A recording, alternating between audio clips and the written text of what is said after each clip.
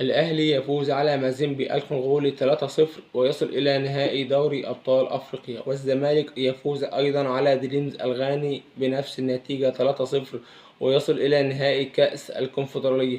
ومعايا ماتشات في الدوري الإنجليزي وماتشات في الدوري المصري.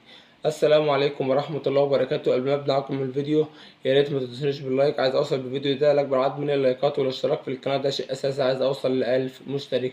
نروح الأول على مباراة النادي الأهلي ونادي مازيمبي الكونغولي. والنادي الأهلي يفوز على مازيمبي بنتيجة 3-0، والثلاث أهداف طبعا أحرزهم محمد عبد المنعم، وسام أبو علي، وأكرم توفيق. طبعا إمام عاشور لما نزل الملعب النادي الأهلي أحرز 3 أهداف. طبعا أول هدف طبعا كانت ركنية، علي معلول لعبها ومحمد عبد المنعم يعملها بدماغه في الجون. محمد عبد المنعم بالمناسبة جاب مع النادي الأهلي 8 أهداف، ال8 أهداف كلهم بالهيد، والصناعة كلها بصناعة علي معلول. يعني محمد عبد المنعم جاب مع النادي الأهلي 8 أهداف بالهيد، سواء في الدوري المصري أو في بطولة أفريقيا، وال8 أهداف كلهم بصناعة علي معلول، سواء كرات ركنية أو كرات ثابتة، ضربات حرة مباشرة. وطبعا علي معلول طبعا يا جماعة في الجون التاني بصراحة أنا مستغرب إزاي لعب الكورة بالشكل ده. بصراحة لعب الكورة بشكل خرافي، بصراحة أنا مستغرب إزاي لعبها برجله. أنا حاسس إن هو مسك الكرة بإيده ولعبها. بصراحة الكرة متوجهة ل...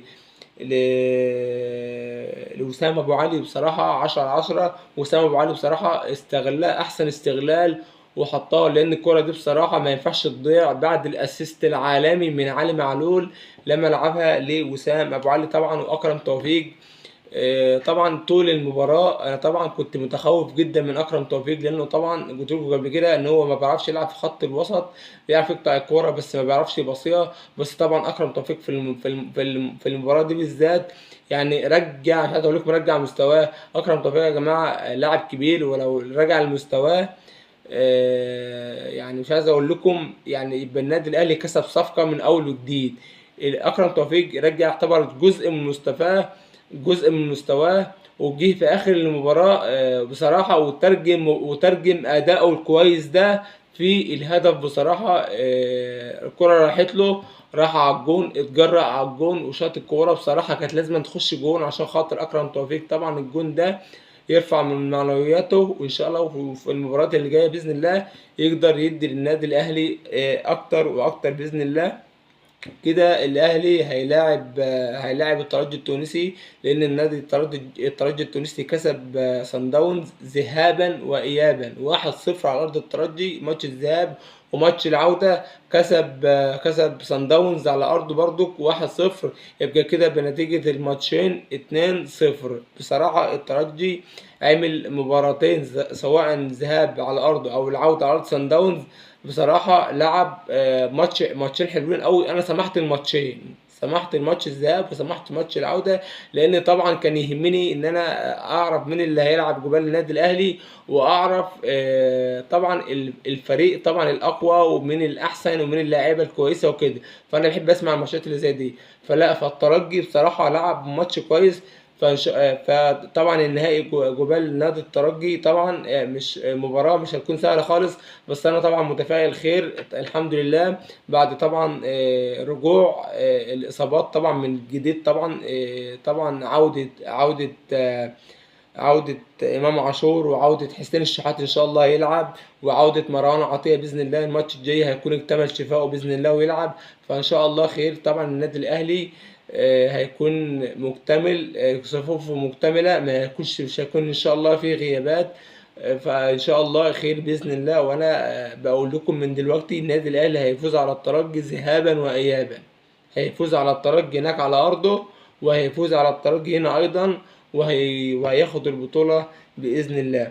ده بالنسبة للنادي الأهلي. نروح لنادي الزمالك اللي كسب دريمز الغاني 3-0. أحرز الأهداف طبعا حمزة المسلوسي وسامسونج ومصطفى شلبي. طبعا مباراة الذهاب كانت على أرض نادي الزمالك، خلصت بنتيجة 0-0، والزمالك كسب بره 3-0. طبعا مباراة الذهاب لما خلصت هنا 0-0 جماهير الزمالك كانت متخوفة جدا، خاصة إن الفريق ده أصلا بيلعب كرة عشوائية. هما خافوا من حاجة معينة، ان الفريق ده يجي على ارضه ويجيب جون في نادي الزمالك ويجي طول المباراة يدافع والماتش يعدي على كده والزمالك يخرج من البطولة. بس انا قلت لكم قبل كده في لقاء برضو في فيديو، قلت لكم ان الزمالك هيكسب دريمز الغاني على ارضه 2 او 3. قلت لكم كده في فيديو ان الزمالك هيكسب 2 او 3، وخاصة بعد رجوع ثنائي الزمالك. ان الزمالك بصراحة يا جماعة انا شايف الفترة الاخيرة ان بدون الاتنين دول الزمالك ما بيستواه بينزل خالص، وتحس ان مفيش روح للاسف نادي الزمالك. انا بتمنى له طبعا كل التوفيق في البطولة ديت. زيزو طبعا وفتوح الاتنين دول طبعا فرقوا مع نادي الزمالك خالص. انا قلت لكم زيزو نص الفريق، زيزو بالذات نص الفريق لما بيلعب في نادي الزمالك بتحس ان الزمالك فيها روح تانية خالص، في اصرار، في عزيمة. ولعبوا على فكرة الزمالك لعب ماتش لما كسبوا 3 احسن من المباراة اللي كانت على ارض الزمالك. الزمالك ما لعبش خالص على ارضه، ما لعبش خالص، ولا كان في فرص ضائعة غير هما فرصة او اتنين كده كانت في اخر كانت في اخر اللقاء اللي كان هنا يعني في مصر كده. انا طبعا بتمنى الزمالك طبعا يفوز بكأس الكونفدرالية والاهلي يفوز بكأس دوري ابطال افريقيا، والاتنين يقابلوا بعض في كأس السوبر الافريقي، وان شاء الله الاهلي هيكسب اكيد يعني. ده بالنسبة للنادي الاهلي ونادي الزمالك. نروح بقى على ماتشات دوري ابطال ماتشات الدوري الانجليزي يا جماعة. الدوري الانجليزي يا جماعة يعني ارسنال، انا مش عايز اقول لكم، هخش الاول على الماتشات الاول. ليفربول ووست هام وتعادلوا مع بعض بنتيجة 2-2 كده. ليفربول باي باي في الدوري كده، ان شاء الله مش هياخدوا يعني خلاص. انا بتكلم كده بقول لكم ان شاء الله مش هياخدوا، وانا زعلان جدا.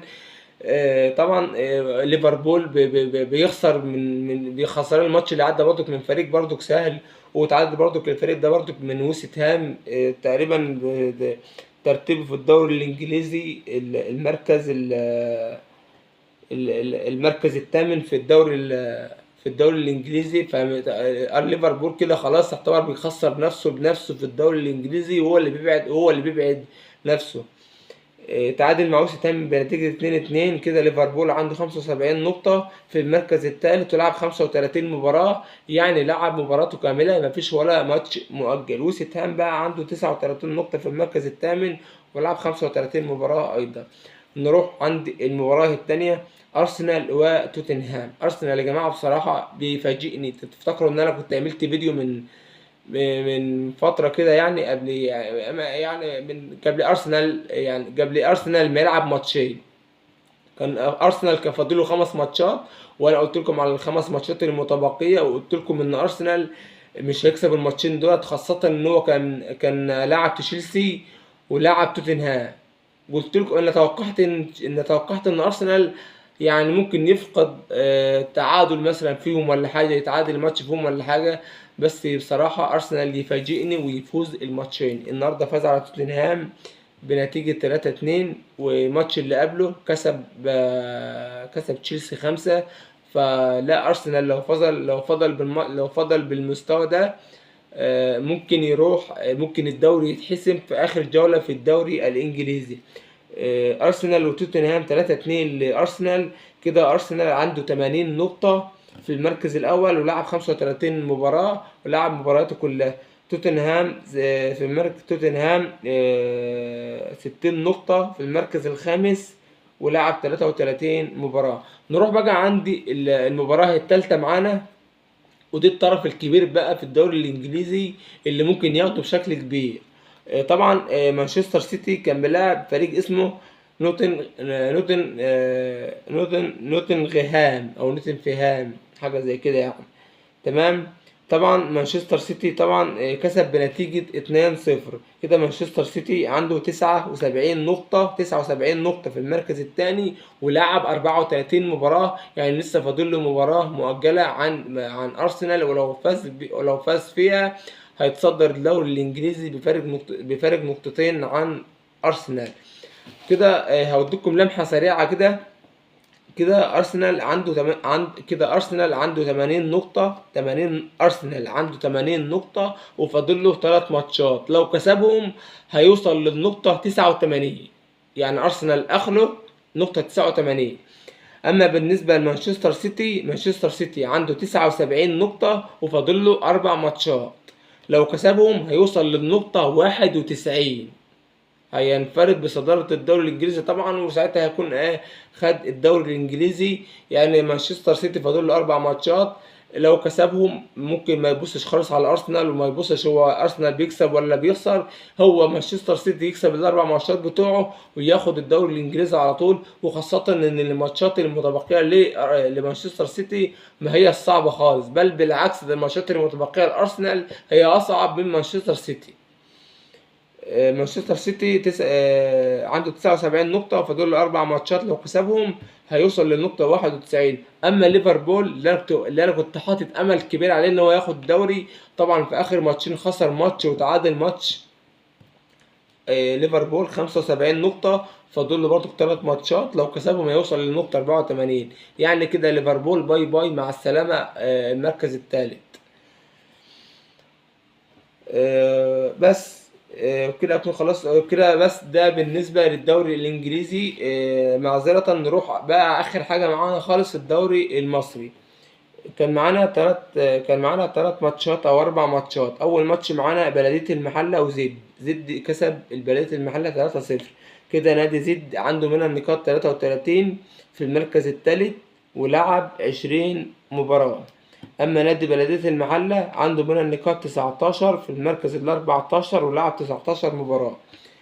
نروح على المباراة التانية معانا الجونة والاتحاد السكندري. الجونة فاز بنتيجة 2-1. كده الجونة بعد هذا الفوز عنده 28 نقطة في المركز السابع ولعب 19 مباراة.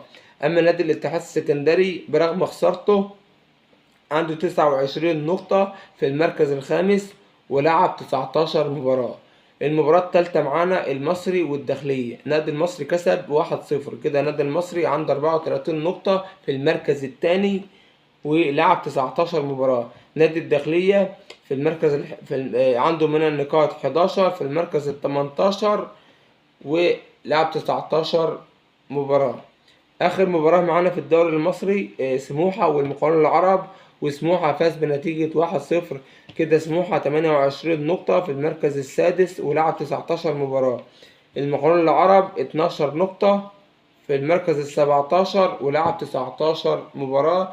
بالمناسبة المقاولون العرب في المركز ال17 وقبل الأخير المركز الأخير الداخلية، لأن الدوري المصري طبعا زي ما احنا كلنا عارفين 18 فريق. وبكده اكون خلصت معاكم نهايه فيديو النهارده. اتمنى من اي حد شاهد الفيديو لحد دلوقتي يا ريت ما يبخلش عليا باللايك فضلا وليس امرا. اللايك عندي اهم من اي حاجه. وطبعا الاشتراك في القناه ده شيء اساسي، عايز اوصل ل1000 مشترك. والسلام ختام.